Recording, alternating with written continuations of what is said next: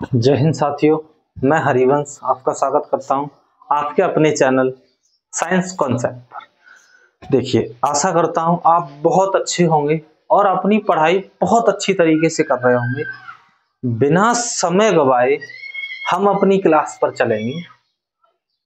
हमारी जो पीछे क्लास थी, या हम कह सकते हैं इससे जो पीछे वाली क्लास थी, उसमें हमने आपको डीएनए तक कंप्लीट करा दिया था, जिसमें बता दिया था कि डीएनए किस तरह काम करता है, या हमारे जेनेटिक आनुवंशिक जो गुण हैं वो किस तरह से डीएनए के माध्यम से एक पीढ़ी से दूसरी पीढ़ी तक आते हैं। वो सारी चीजों की जानकारी हमने डीएनए में आपको दी थी। इसके आगे अब हम बात करेंगे। देखिए, आगे चर्चा करेंगे हम आरएनए के बारे में।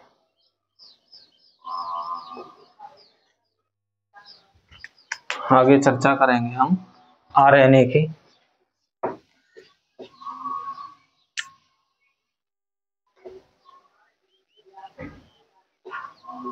RNA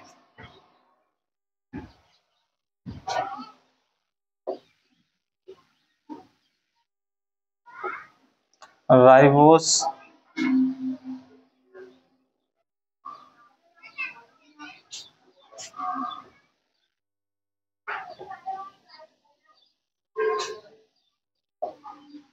nucleic acid. आरएनए को क्या कहते हैं? Ribo nucleic acid. ठीक है भाई। देखिए, अगर हम आरएनए की खोज की बात करें,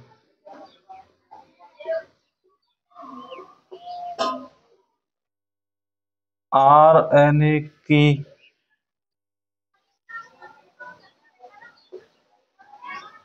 खोज, तो आरएनए की खोज की थी फ्रेडरिक मिशर। फ्रेडरिक मिशर ने, तथा यहीं पर आप समझेंगे अथवा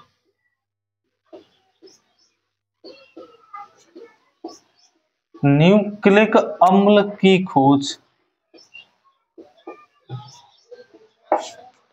ये भी किसने की थी? तो ये भी यहां पर लिखेंगे आप, फ्रेडरिक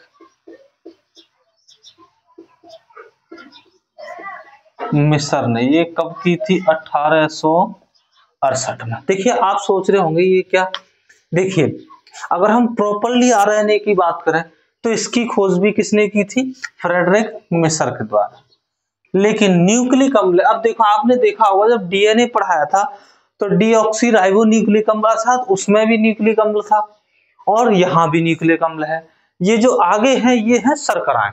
जैसे उसमें डीऑक्सी राइबोस अर्थात राइबोस की 2 शर्कराएं थी और यहाँ पे राइबोस की सिंगल शर्करा है। और ये है न्यूक्लिक एसिड अर्थात अम्ल। तो अम्ल की खोज किसने की थी? तो भैया वहां पर फ्रेडरिक मिशर कहेंगे, और आरएनए की खोज भी फ्रेडरिक मिशर। चलिए आगे कहें, यह अम्ल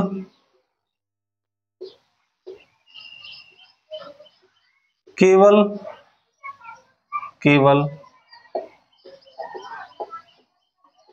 विषाणु में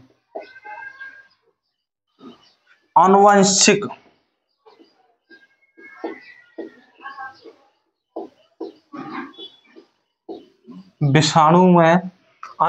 पदार्थ होता है। हम कह सकते हैं कुछ विषाणुओं में ही आनुवंशिक पदार्थ होता है। बाकी अगर हम आपका यूकैरियोटिक कोशिकाओं की बात करें,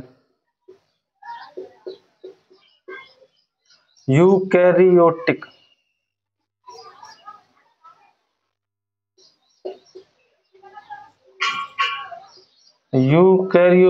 कोशिका की बात करें, यूकैरियोटिक कोशिकाओं में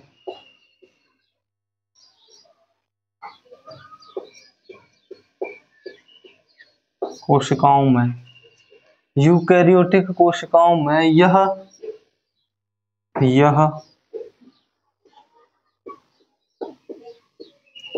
डीएनए की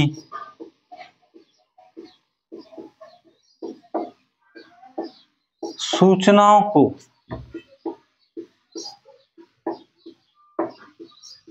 डिकोड करना, डीएनए की सूचनाओं को डिकोड करना एवं उन सूचनाओं को डिकोड करना एवं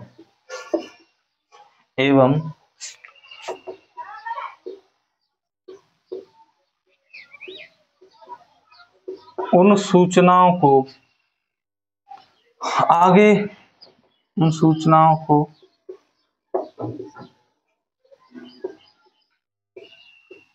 आगे भेजना। देखिए, यह यूकेरियोटिक कोशिका में, या हम अपनी कहें तो हमारे अंदर जो आरएनए पाया जाता है, यह आनुवांशिकता का कार्य नहीं करता है। हम कह सकते हैं यह कोई आनुवांशिकता का, जिस तरह से डीएनए आनुवांशिकता का प्रतीक है, वैसे यह इसका कार्य आनुवांशिक लक्षणों का नहीं होता है।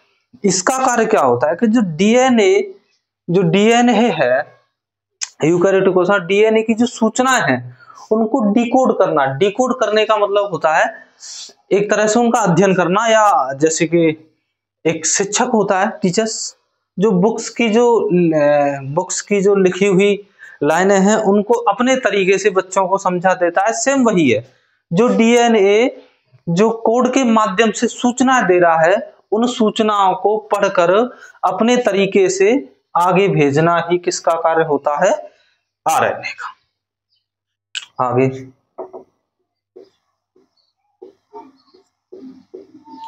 इन सूचनाओं से ही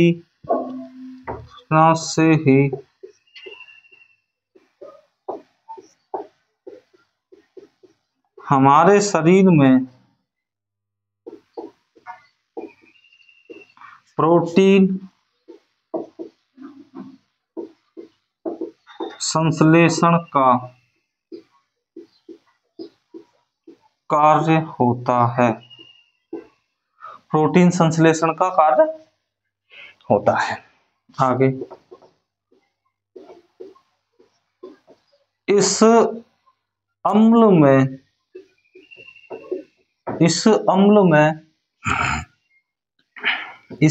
में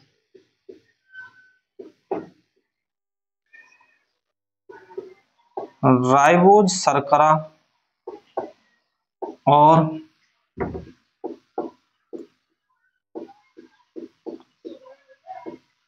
चार नाइट्रोजन क्षार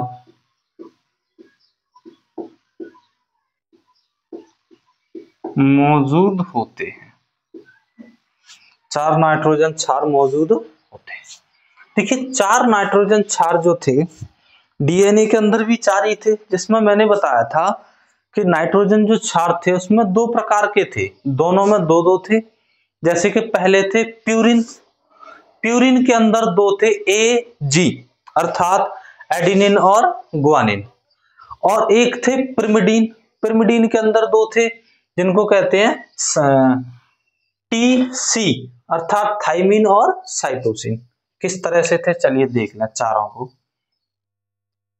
देखिए, यहाँ पे एक लाइन एक्स्ट्रा समझेंगे, जैसे कि डीएनए में कौन कौन से थे, तो देखिए ए जी, ए का मतलब था एडिनिन,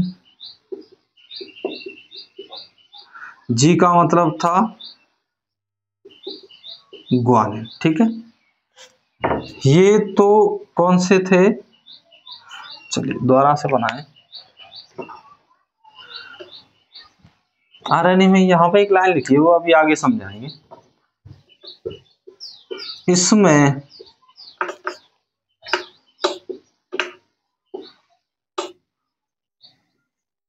डीएनए के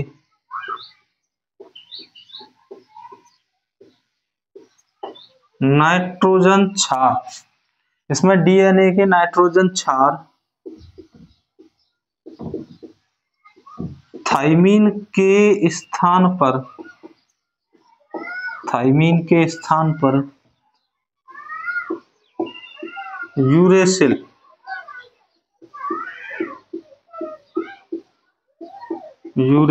पाया जाता है। देखिए, थाइमीन के स्थान पर इसमें क्या पाया जाता है, यूरेसिल। जैसे मैंने बताया था डीएनए के अंदर जो 4 नाइट्रोजन क्षार थे, जिसमें नाइट्रोजन क्षार होते हैं 2 प्रकार के, प्यूरिन और पिरिमिडीन। प्यूरिन के अंदर थे AG अर्थात एडिनिन और ग्वानिन, और पिरिमिडीन के अंदर थे आपके TC अर्थात थाइमीन और साइटोसिन। इसमें वही जो पिरिमिडीन के अंदर वाला है बाकी सेम होते हैं, लेकिन जो पिरिमिडीन के अंदर वाला जो T फॉर थाइमीन था उसके स्थान पर यहां पर क्या होता है, यूरेसिल होता है। हम कहें बाकी नाइट्रोजन क्षार डीएनए के समान ही आरएनए में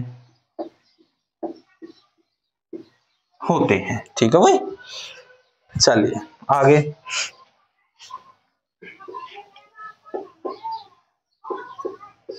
दोनों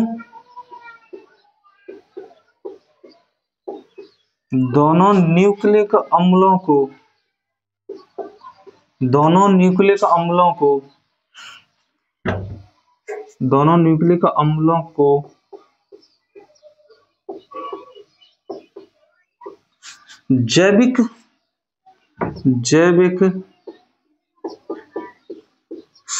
में रखा जाता है। दोनों न्यूक्लिक अम्लों को जैविक श्रेणी में रखा जाता है। इसके बाद कहें तो दूसरे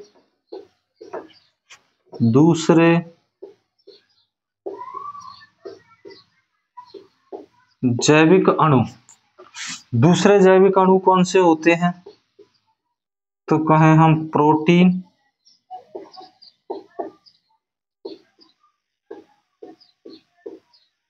कार्बोहाइड्रेट्स, वसा और विटामिन होते हैं। ठीक है भाई, यहां तक समझ में आया। देखिए इसने क्या कहा है कि डीएनए की खोज फ्रेडरिक मिशर अथवा न्यूक्लिक अम्ल की खोज फ्रेडरिक मिशर ने 1868 में की थी। यह अम्ल केवल विषाणुओं में या कुछ विषाणुओं में, हम कहें कि कुछ विषाणुओं में, सब में नहीं, कुछ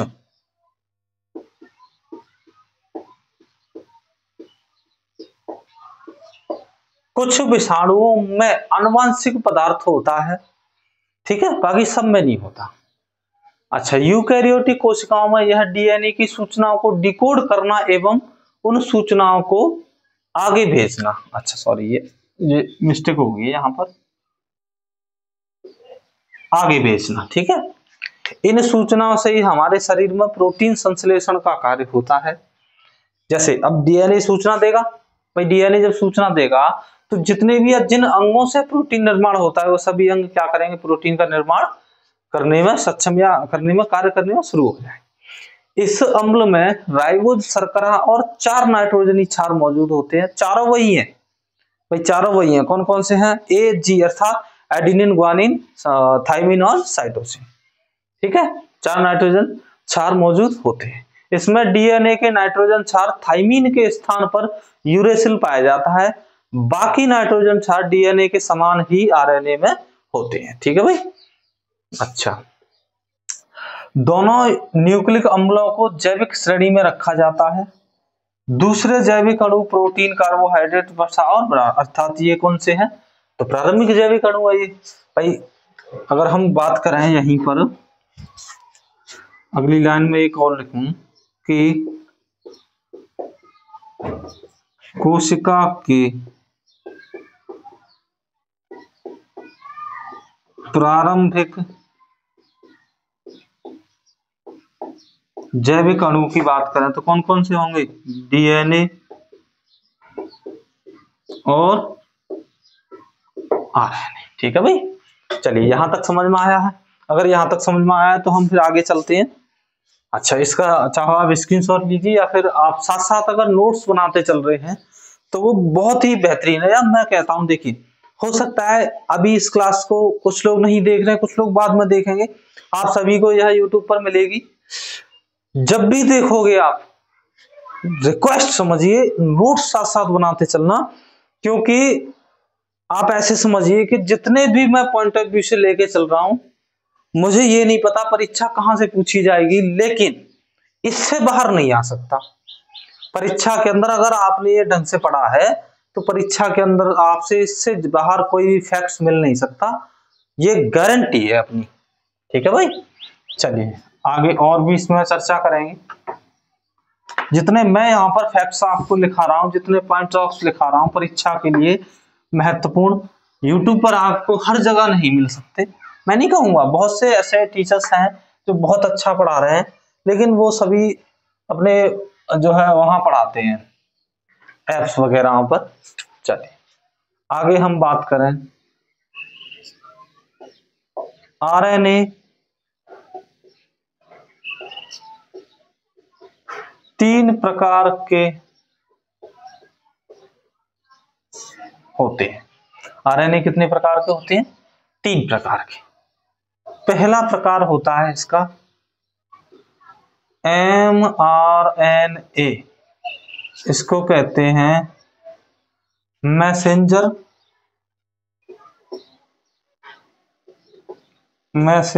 आरएनए।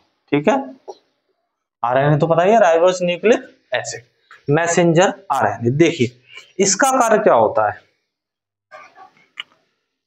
इसका कार्य होता है आपका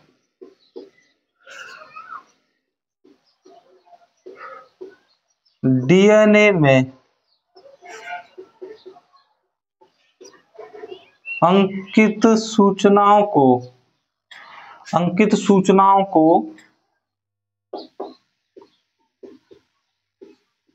प्रोटीन संश्लेषण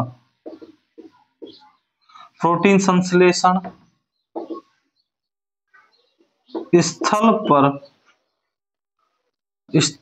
डीएनए में अंकित सूचना को प्रोटीन संश्लेषण स्तर पर लाने के लिए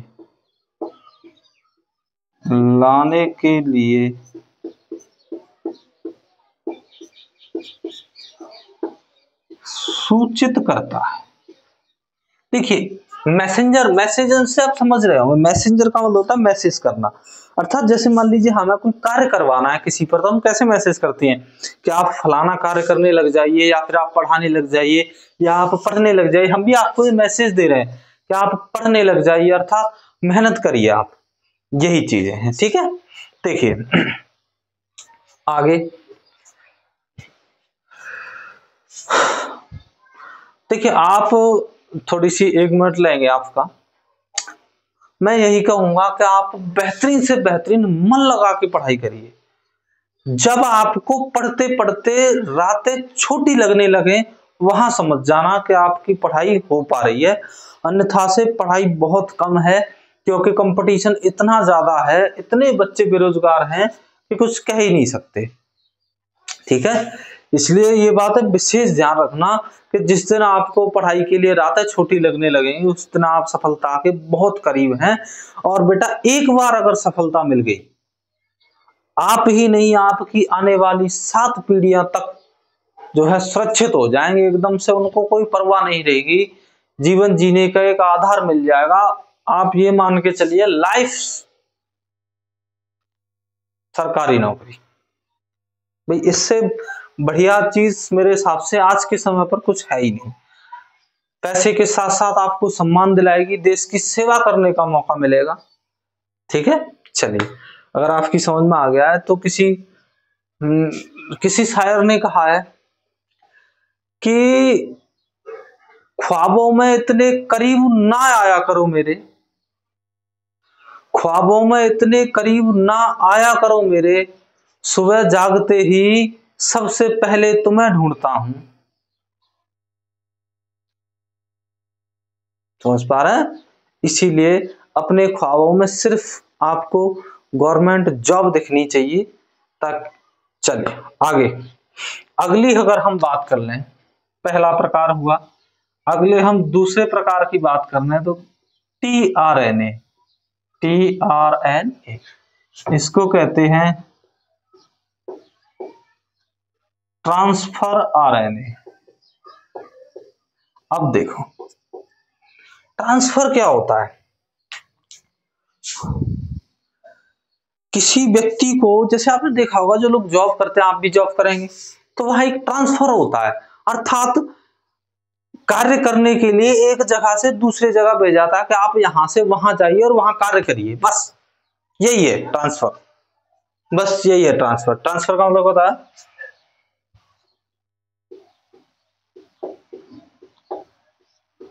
अमीनो अम्लों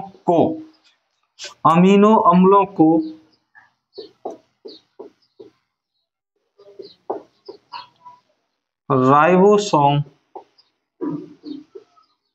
राइबोसोम तक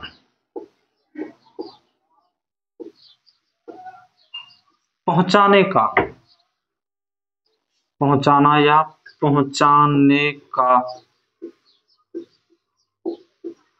कार्य करता है। समझ में आ गया। चलिए एक लाइन और लिखेंगे इसमें, यह सभी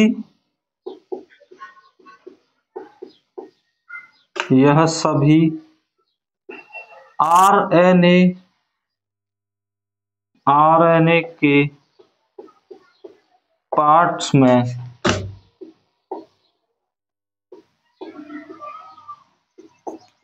सबसे छोटा होता है। तीसरे नंबर की अगर हम बात करें तो तीसरा नंबर होता है आरएनए।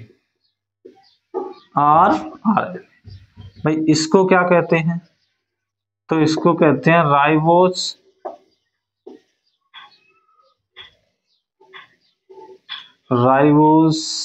आरएनए। ठीक है भाई, राइबोस आरएनए। अब देखिए यहाँ पर राइबोस से आपको पता चल रहा है राइबोस क्या है।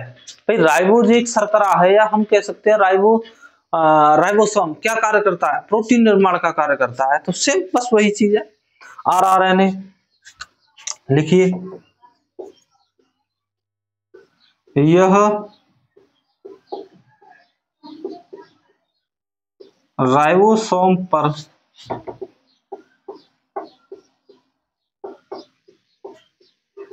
पाया जाता है। इसका मुख्य कार्य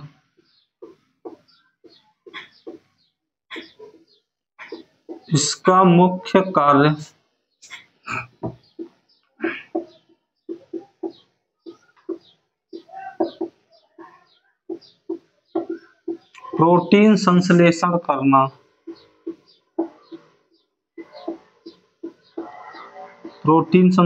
करना होता है। ठीक है भाई, आरएनए का निर्माण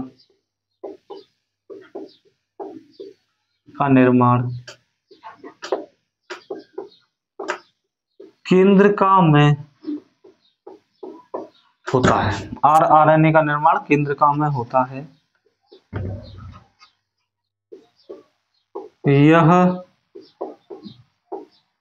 यह कोशिका में समस्त आरएनए का 80% भाग होता है। हम कह सकते हैं सबसे बड़ा भी यही होता है भाई, समस्त भाग में। यहाँ साइड में चाहो तो आप लिख लो सबसे बड़ा। ठीक है, तीनों में सबसे छोटा कौन होता है, टीआरएनए, और सबसे बड़ा कौन होता है, एमआरएनए। एमआरएनए की कहें तो ये मैसेंजर से मध्य भी समझ सकते हैं, अर्थात बीच का होता है। यहां तक समझ में आ गया भाई। अगर यहां तक आपकी समझ में आ गया है तो फिर हम थोड़ा सा आगे चलेंगे। देखिए ये हो गया आपका आरएनए। अच्छा देखिए आरएनए का कार्य अनुवांशिकता के लक्षणों को पहचान करना या अनुवांशिक पीढ़ी दर पीढ़ी बढ़ाना बिल्कुल नहीं होता है। आरएनए का कार्य क्या होता है भाई? प्रोटीन का निर्माण करना, ठीक है, क्योंकि यह एक इसके अंदर राइबोज शर्करा पाई जाती है और न्यूक्लिक अम्ल पाए जाते हैं। इसी न्यूक्लिक अम्ल में इसमें 4 प्रकार के नाइट्रोजन क्षार पाए जाते हैं जो आपको लिखा दिए गए हैं। यह आपकी समझ में आशा करते हैं बहुत बेहतरीन तरीके से आगे होगा, आगे रफ करेंगे। अभी थोड़ा सा यहाँ पर आप समझेंगे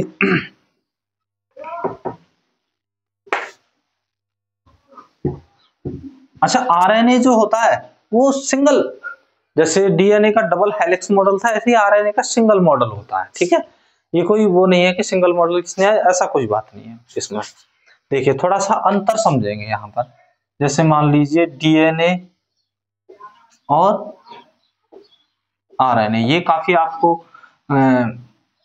इनको समझने में मदद करेगा। डीएनए व आरएनए, देखिए डीएनए जो होता है वो केंद्रक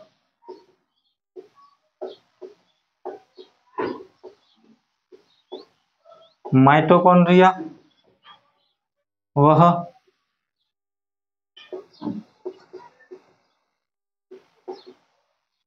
क्लोरोप्लास्ट में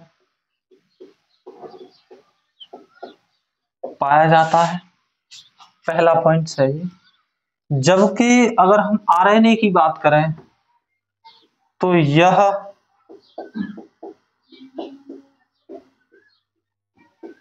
कोशिका द्रव्य और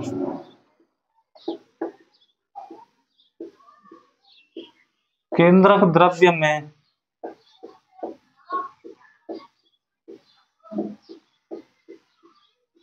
पाया जाता है, ठीक है भाई। अच्छा, इसमें अगर हम डीएनए में बात करें तो इसमें 4 नाइट्रोजन क्षार होते हैं। कौन कौन से होते हैं? तो एडिनिन,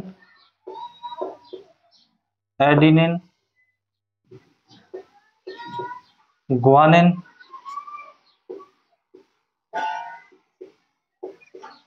थाइमिन और साइटोसिन। यहां कौन कौन से होंगे? तो यहां होंगे एडिनिन, ग्वानिन, थाइमिन की जगह पर यूरेसिल और साइटोसिन, ठीक है भाई, ये हो गए। अच्छा, इसमें शुगर जो पाई जाएगी वो कौन सी होगी? डीऑक्सी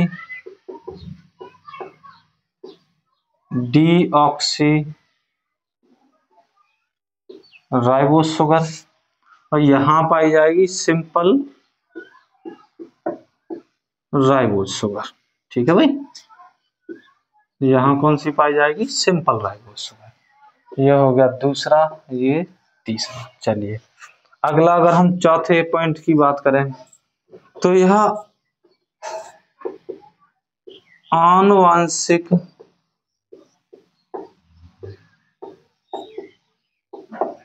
सूचनाओं का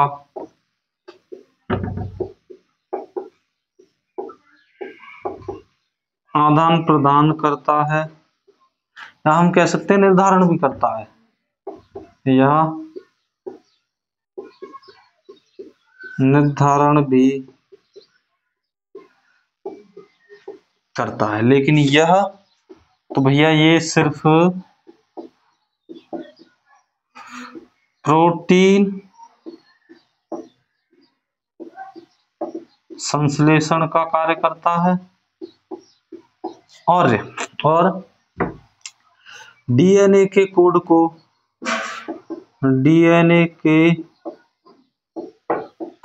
को डिकोड करने का कार्य करता है। डिकोड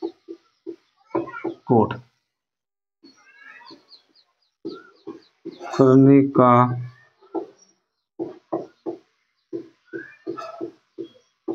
कार्य करता है। देखिए अब आपकी समझ में आ गया होगा कि अगर हम डीएनए की बात करें, अक्सर पूछा जाता है कि बताइए डीएनए कोशिका के किन कोशिकाओं में पाया जाता है? तो आप बताएंगे 3 कोशिकाओं में पाया जाता है। पहला है केंद्रक, दूसरा है माइटोकॉन्ड्रिया और तीसरा है क्लोरोप्लास्ट। देखिए पादप के अंदर ये तीनों ही मौजूद होते हैं, क्योंकि पादपों में केंद्रक भी होता है, माइटोकॉन्ड्रिया भी होता है और क्लोरोप्लास्ट भी होता है। लेकिन अगर हम वहीं पर जंतु कोशिका की बात करें तो वहां केंद्रक माइटोकॉन्ड्रिया दोनों होते हैं, लेकिन क्लोरोप्लास्ट नहीं पाया जाता। इस तरह से क्वेश्चन पूछ ले जाते हैं। ये आपको डीएनए और आरएनए में बेसिक अंतर समझ में आ गया होगा। चलिए, और आरएनए ये कोशिका द्रव्य व केंद्रक द्रव्य में पाया जाता है। ठीक है भाई, चलिए अब आगे चलते हैं। अगला छोटा सा टॉपिक पढ़ेंगे हम जीन। जीन के बारे में पढ़ेंगे, क्योंकि जब आपको कल बताया गया था कि जिस तरह से ये गुणसूत्र है, जब हमने गुणसूत्र को खोला था इस तरह से,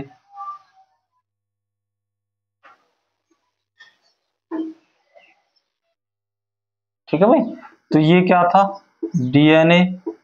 भाई ये गुणसूत्र है, इस गुणसूत्र के ऊपर वाले हिस्से को क्या कहा गया था?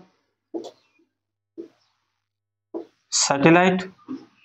मध्य वाले को क्या सेंटर कहते हैं, अर्थात सेंट्रोसोम। सेंट्रोसोम नहीं, सेंट्रोमियर। और नीचे क्या पाई जाती है? पूंछ, अर्थात नीचे वाले हिस्से को टेलोमियर।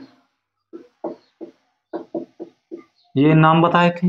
अच्छा, यहाँ डीएनए बताया था। जब डीएनए को और आगे खोलते हैं तब क्या प्राप्त होता है हमें? जीन। जीन की खोज हांसन ने की थी। इसी में डीएनए के अंदर बताया गया था आपको। देखिए डीएनए के एक चक्र, या हम कह सकते हैं एक बार की जो व्यास होता है वो कितना बताया था डीएनए का? डीएनए का व्यास 20 एंगस्ट्रम। ठीक है भाई, डीएनए का व्यास कितना था? 20 एंगस्ट्रम। अच्छा, एक बार के जो चक्र है इसका व्यास लंबाई बताई गई थी आपको 34 एंगस्ट्रम। 34 एंगस्ट्रम। या फिर कहा गया था कि तुम्हारा एक उसमें फर्म जो होते हैं लंबाई वाले, या एक उसके 34 एंगस्ट्रम में से प्रत्येक एंगस्ट्रम में 10 न्यूक्लियोटाइड्स बताए गए थे आपको। ये चीजें कल हो गई थी। तो डीएनए को जब और ज्यादा खोजा था तब क्या प्राप्त हुआ था हमें? जीन। इन्हीं जीन के अंदर ही क्या होती है, हमारे पीढ़ियों के जो लक्षण होते हैं वो इन्हीं में होते हैं, जीन के अंदर। ठीक है भाई, चलिए यही अब पढ़ेंगे, अर्थात आप अब क्या पढ़ेंगे आगे? जीन के बारे में। चलिए बात करते हैं हम जीन की।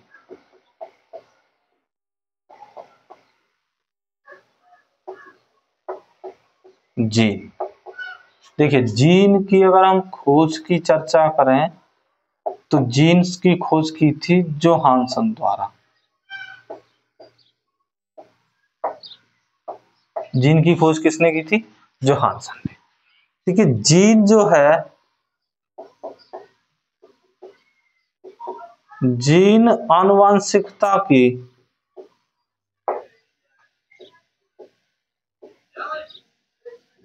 जीन आनुवंशिकता की इकाई है। आनुवंशिकता की इकाई है। यह डीएनए का वह भाग है जो किसी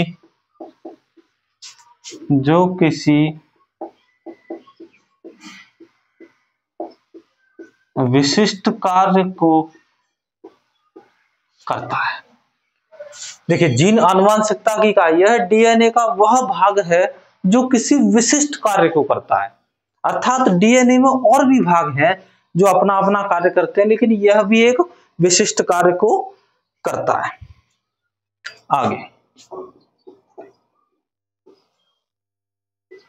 वायरस या विषाणु में जीन डीएनए और आरएनए से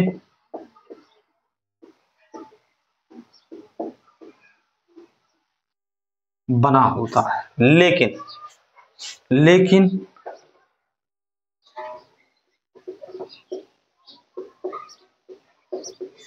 यूकैरियोटिक कोशिकाओं में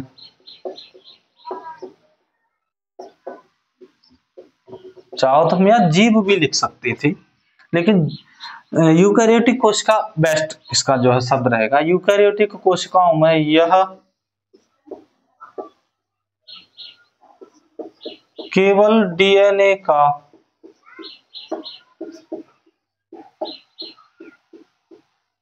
बना होता है, केवल डीएनए से या डीएनए का बना होता है। आगे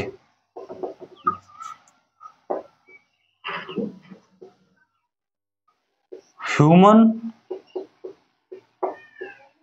जीनोम प्रोजेक्ट के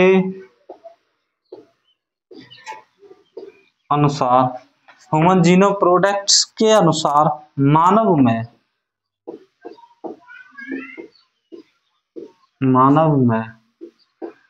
20,000 से 25,000 मानव प्रोटीन कोडिंग जीन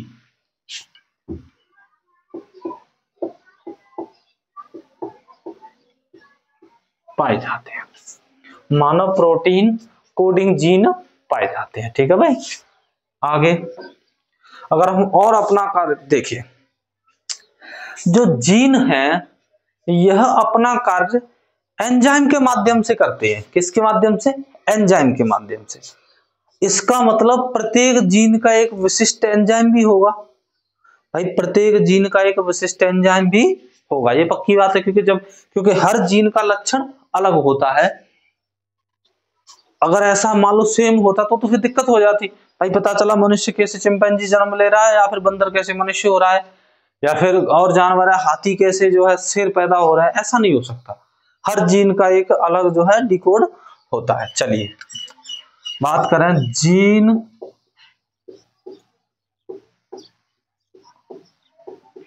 अपना कार्य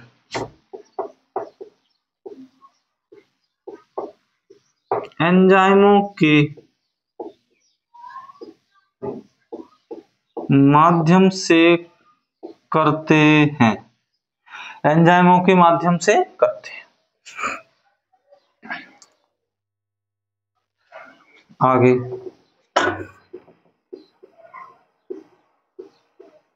किसी भी जीव में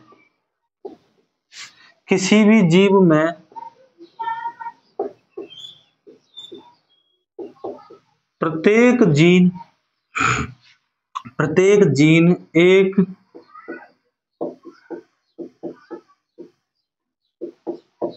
विशिष्ट एंजाइम का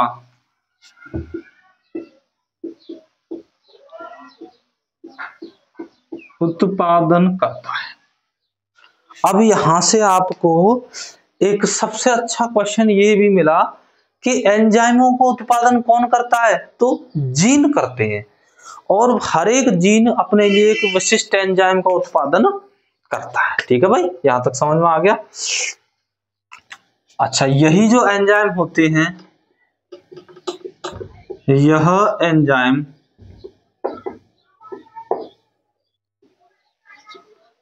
एंजाइम कोशिका में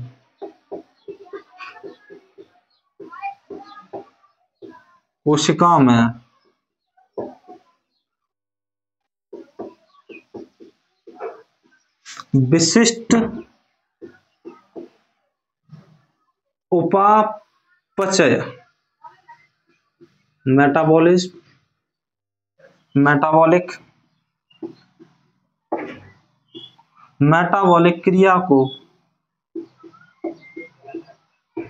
क्रिया को नियंत्रण करता है,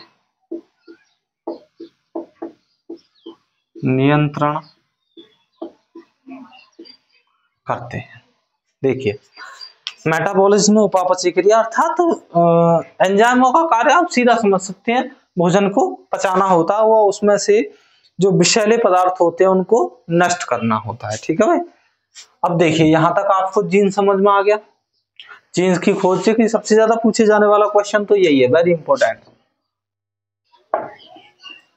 वेरी इंपॉर्टेंट कि जीन की खोज किसने की। अच्छा, आगे पूछ लिया जाता है कि जीन किसका भाग है, तो जीन डीएनए का भाग है। ठीक है। अच्छा, जीन डीएनए के एक विशिष्ट कार्य को करता है। फिर पूछ लिया जाता है बताइए आरएनए व डीएनए से मिलकर जीन किस में बने होते हैं, तो वहां पर आपको लगाना है वायरस या विषाणु में बने होते हैं। उसके बाद यूकैरियोटिक कोशिकाओं में जीन केवल डीएनए के बने होते हैं। अच्छा, ये क्वेश्चन बहुत अक्सर बड़ी परीक्षाओं में पूछे जाने वाला क्वेश्चन है। ह्यूमन जीनोम प्रोडक्ट्स के अनुसार मानव में 20,000 से 25,000 मानव प्रोटीन कोडिंग जीन पाए जाते हैं। जीन अपना कार्य एंजाइमों के माध्यम से करते हैं। किसी भी जीव में प्रत्येक जीन एक विशिष्ट एंजाइम का उत्पादन करता है। यह एंजाइम कोशिकाओं में विशिष्ट उपापचयी क्रिया अर्थात मेटाबॉलिज्म का कार्य करते हैं। मेटाबॉलिज्म मतलब होता है एक तरह से चीजों को पचाना। ठीक है भाई, आगे बताएंगे किस तरह से ये मेटाबॉलिज्म कैटाबॉलिज्म काम करते हैं वो चीज है। अब देखिए कुछ पादपों के अंदर, ये रफ कर रहा हूं मैं, कुछ पादपों के अंदर कुछ विशिष्ट प्रकार के अपशिष्ट पदार्थ जिनका पौधों को कोई काम नहीं होता खास, वो उनसे बाहर आते हैं, लेकिन वह मानव सभ्यता के लिए बहुत उपयोगी है। तो हम कह सकते हैं यहां पर कोशिकीय उत्सर्जी पदार्थ।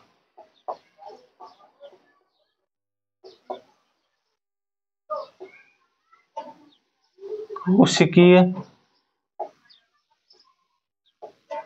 उत्सर्जी पदार्थ देखिए कौन कौन से होते हैं। पादप कोशिकाओं द्वारा अनुपयोगी उत्सर्जी पदार्थ, ये क्या होते हैं, देखिए पादप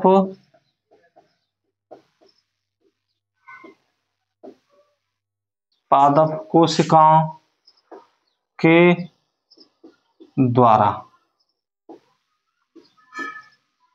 अनुपयोगी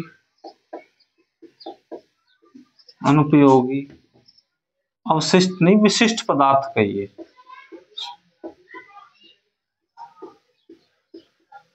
विशिष्ट पदार्थ। देखिए क्या होते हैं ये, इनमें से अभी जब आप पढ़ेंगे ना बहुत अच्छी तरह समझ में आएगा, क्योंकि हमें देखिए रटा तो कई बार दिया है, लेकिन वही चीज आप समझेंगे कि एक्चुअल में ये होते क्या है। जैसे हम पहले की ही बात कर लें, अफीम। भाई अफीम जो होता है ये हमें पोस्ता के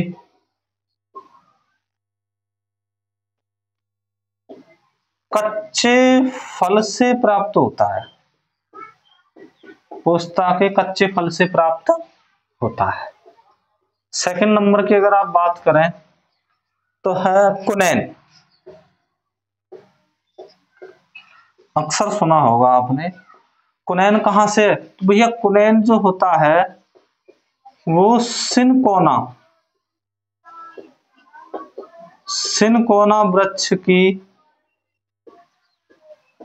छाल से प्राप्त किया जाता है। ठीक है भाई। अच्छा, अगली हम बात करें निकोटीन।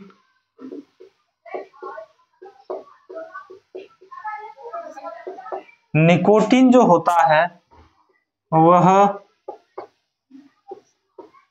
तंबाकू की पत्तियों से प्राप्त होता है। ये कहां से प्राप्त होता है, तंबाकू की पत्तियां। देखिए यह पादप कोशिकाओं के लिए तो अवशिष्ट पदार्थ है, अर्थात वो इसका कोई काम नहीं करते, लेकिन मानव जीव के लिए या अन्य चीजों के लिए बहुत इंपॉर्टेंस है। अब आप ये मत सोचना कि अफीम खाने की चीज है, भैया दवाइयों में काम आती है। ये कुनैन है और ये तुम्हारा निकोटीन है, ये सारी इन चीजों में दवाइयों में काम आती है। देखो पौधों से प्रकृति से कितनी चीजें मिल रही है, लेकिन मनुष्य लोग हैं बस कोई इनका लाभ ही नहीं उठा रहा, बस काटे जा रहे हैं। अजीब दास्तां है हुजूर। पहले वृक्ष काट कर कागज बनाया जाता है, फिर उसी कागज पर लिखा जाता है कि वृक्ष मत काटिए। अच्छा तो ये हाल है, चलिए, लेकिन थोड़ा सा विकास के मामले में भी देखना होता है। आगे देखें हम अगला, निकोटीन के बाद अगला ले लेते हैं हम तुम्हारा है कैफीन। अगला क्या है? कैफीन। कैफीन जो होता है वह कॉफी के बीजों से प्राप्त होता है, कॉफी के बीजों से प्राप्त होता है। अगर हम अगले की बात करें, थीन। थीन जो होता है वह चाय की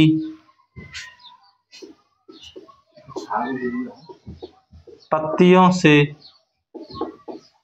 प्राप्त होता है। कहाँ?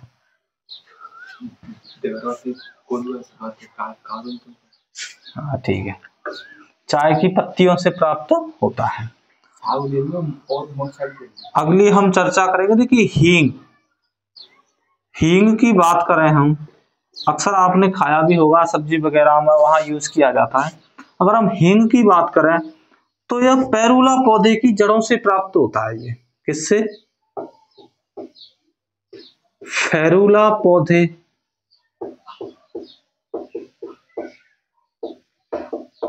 की जड़ों से प्राप्त होता है, ठीक है भाई। अच्छा, अगले की बात कर ले हम, रबर। रबर तो आपने अक्सर देखी होगी। ये हीबिया, हीबिया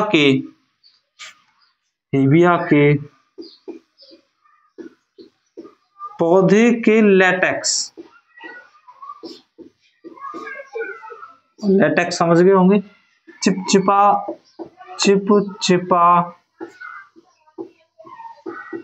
पदार्थ निकलता है तने वने से, कहीं से भी। अच्छा, अगला बात कर लेते हैं कॉर्क। कॉर्क जो है ओक वृक्ष की छाल से प्राप्त होता है। आपने जब कोशिका प्रारंभ में पढ़ाई गई थी तो बताया गया था कि मृत कोशिका की खोज रॉबर्ट हुक द्वारा सन 1665 में की गई थी। तो क्या कहा था उसमें?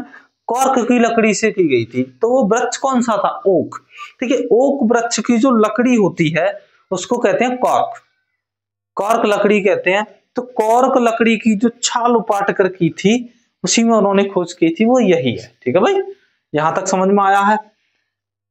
देखिए आप इनको ये एक समय ऐसे समझिए, बहुत ज्यादा पूछे जाने वाले जो है वो है ये क्वेश्चंस। कुनैन कहाँ से प्राप्त होता है? तो अक्सर पूछा जाता है, या ऐसे पूछा जाता है कुनैन किस पौधे से प्राप्त होता है? तो वहां बताएंगे सिनकोना से, अफीम पोस्ता के पौधे से। ये आपको पता होगा कि निकोटीन तंबाकू की पत्तियों से मिलता है और कैफीन कॉफी के बीजों से। थीन जो है चाय की पत्तियों से मिलता है। अच्छा, हमारे यहाँ हम जो चाय पीते हैं वहां पर जो हमें चाय मिलती है वो उनकी पत्तियों से ही बनाई जाती है, ठीक है, ताकि हमें थीन प्राप्त हो सके।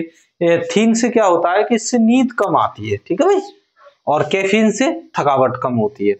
रबर की हम बात करें तो देखिए साउथ में, भारत में भी बहुत ज्यादा, लेकिन ये कहते हैं कि अफ्रीका में बहुत ज्यादा पाया जाता है, भारत में भी ये साउथ भारत की तरफ पाया जाता है। हिबिया नामक पौधा जिसके लेटेक्स दूध सा निकालते हैं, उसको जमा के जो है नेचुरल रबड़ प्राप्त की जाती है कॉर्क ओक वृक्ष की छाल से। ठीक है भाई, यहां तक समझ में आ गया आपके में? चलिए आगे चलते हैं, एक छोटा सा टॉपिक और है।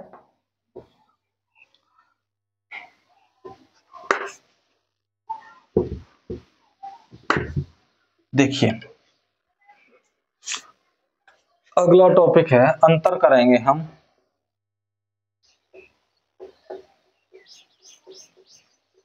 पादप कोशिका और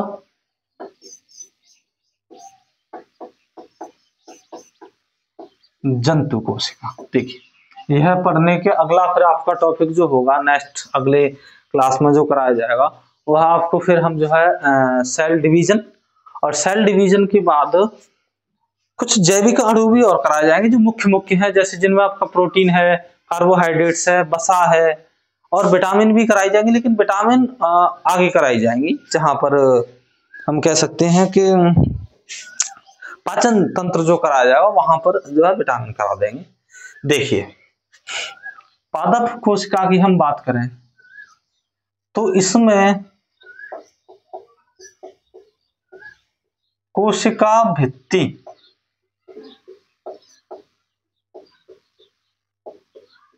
पाई जाती है और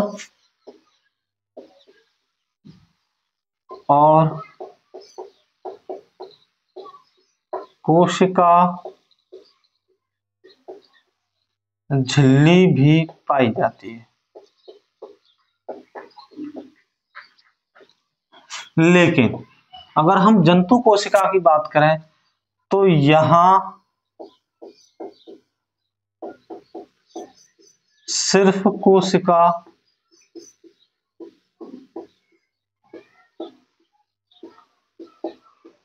झिल्ली पाई जाती है।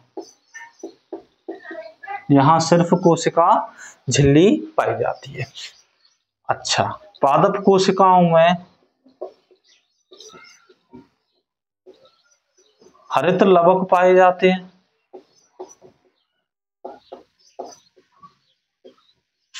लेकिन जंतु कोशिकाओं में हरित लवक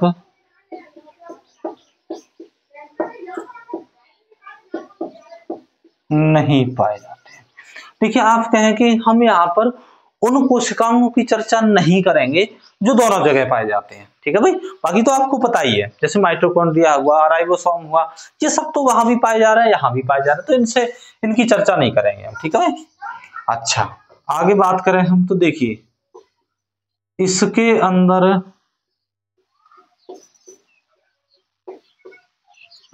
लाइसोसोम नहीं पाया जाता,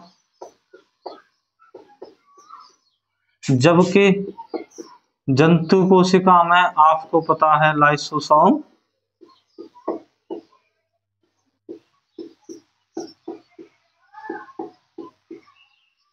पाया जाता है, ठीक है भाई। यहां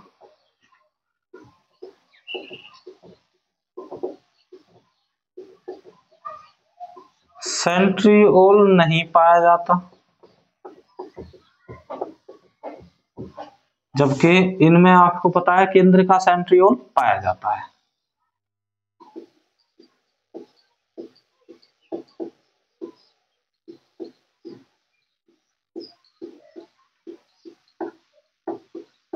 ठीक है भाई। आगे, लेकिन यहां रसधानी पाई जाती है पादप कोशिकाओं में, परंतु जंतु कोशिकाओं में रसधानी नहीं पाई जाती, या कह सकते हैं न के बराबर, बहुत छोटी पाई जाती है, जो इतनी महत्वपूर्ण नहीं है। अच्छा, यहां पर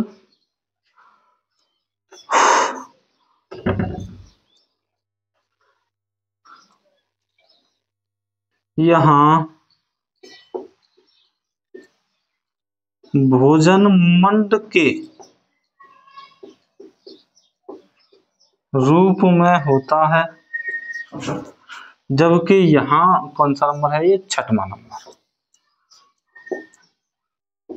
जबकि यहां पर भोजन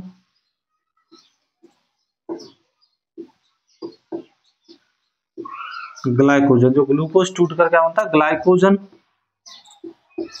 और वसा के रूप में पाचन होता है। अच्छा, जंतु कोशिका में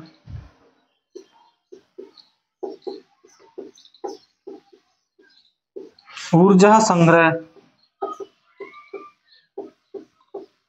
स्टार्च के माध्यम से होता है, जबकि जो जंतु कोशिकाएं होती हैं उनमें ऊर्जा संग्रह आप सभी को पता है, जहां इनमें ऊर्जा संग्रह कहां होता है,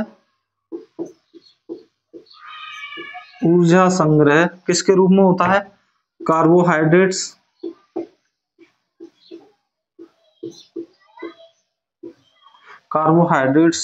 और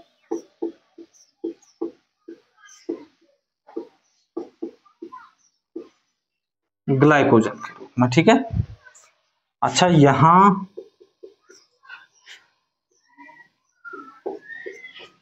सीलिया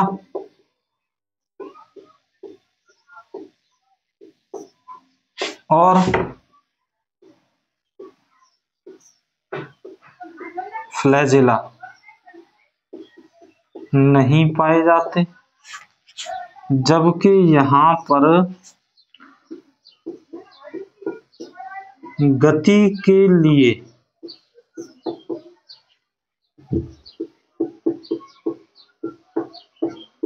सीलिया और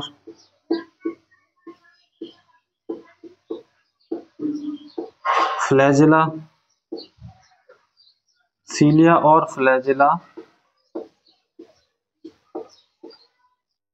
पाए जाते हैं। देखिए ये आपको नया वर्ड मिला होगा, सीलिया और फ्लैजेला। क्या है ये, थोड़ा सा सुनिए। देखिए जैसे ये सीलिया और फ्लैजेला, लेकिन दोनों ही प्रोकैरियोटिक कोशिकाओं अर्थात जंतु कोशिकाओं में, प्रोकैरियोटिक कोशिकाओं में पाए जाते हैं। जैसे मान लीजिए ये कोई कोशिका है, इसके अंदर रू से होते हैं ऊपर, अर्थात वैसे सूक्ष्म जीव जो होते ही एक कोशिकीय अर्थात एक कोशिका ही होती है, वही चलती फिरती रहती है, रेंगती फिरती है, दिखाई नहीं देते, जैसे कि जीवाणु। अब मान लीजिए आपके दांत में कीड़ा लगा हुआ है, उसको कीड़ा क्या है, जीवाणु है वो। अब आपको क्या दिखाई दे रहा है, वो एक कोशिकीय ही तो है। और प्रोकैरियोटिक जो कोशिकाएं होती है उनमें होती ही कितनी चीजें हैं भाई, एक राइबोसोम होता है वो भी 70S छोटा वाला, माइटोकॉन्ड्रिया, मतलब और तुम्हारा ये छोटी छोटी चीजें होती हैं बिल्कुल। केंद्रक, क्या केंद्रक भी नहीं होता, वो तो न्यूक्लियोइड होता है, अर्थात फैला हुआ एक द्रव केंद्रित सा होता है बस। तो ऐसे उसके चारों ओर पाई जाती है। कुछ जीव्स होते हैं जो इनके माध्यम से चल पाते हैं, या कभी कभी उनमें ऐसे एक पूंछ सी भी पाई जाती है, जिसे फ्लैजेला कहते हैं। यह जो पूंछ सी है देखिए, इनको कहते हैं सीलिया और इसे कहते हैं फ्लैजेला। भाई दोनों का कार्य ही क्या होता है, गति करना। दोनों का ही कार्य क्या होता है, गति करना। ठीक है, यहां तक चीजें समझ में आई है। चलिए, अगर यहां तक आपकी समझ में आ गया है तो हम कल से यानी अर्थात नेक्स्ट क्लास में आपका सेल डिवीजन कराएंगे, और इतनी बेहतरीन तरीके से सेल डिवीजन कराऊंगा कि आज तक जो आपकी समझ में नहीं आया, कारण हमारी गलती नहीं है भाई, समझाने वाला ऐसा नहीं मिला जो हमारी हम उस बेहतरीन तरीके से आपको प्रयास करेंगे कि ना तो नोट्स बनाने की आवश्यकता होगी, ना बार बार पढ़ने, एक ही बार में फ्री।